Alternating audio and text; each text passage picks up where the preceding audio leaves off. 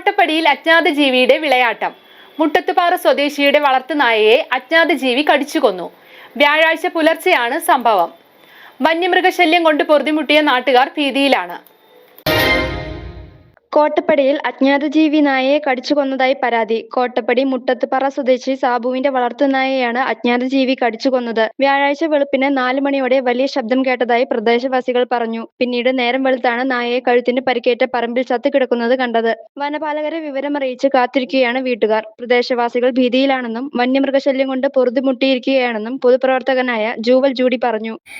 ഇന്ന് വെളുപ്പിന് ഏകദേശം 4 മണി 4 കൂടിയിട്ടാണ് മുട്ടത്തുപാറ, അതായത് കോട്ടപ്പടി പഞ്ചായത്തിൽ മുട്ടത്തുപാറ കൊറ്റാലിയിൽ സാബുവിൻ്റെ വീട്ടിൽ ഒരു അജ്ഞാത ജീവിയുടെ ആക്രമണം ഉണ്ടായിരുന്നത്.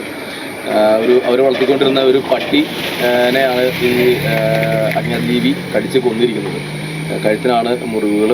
അപ്പോൾ വെളുപ്പിന് 4 മണിയോട് കൂടിയിട്ട് സമീപവാസികൾ ഭയങ്കരമായ സൗണ്ടും കാര്യങ്ങളൊക്കെ കേൾക്കുകയുണ്ടായി. പക്ഷെ പേടിച്ചിട്ട് ആരും പുറത്തേക്ക് ഇറങ്ങി നോക്കിയില്ല.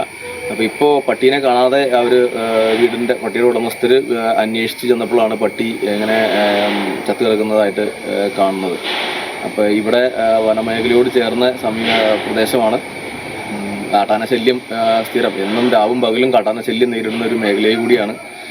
അപ്പോൾ ഇതിനെ എന്താണ്, ഇപ്പോൾ ജനങ്ങളാകെ ഭീതിയിലാണ്.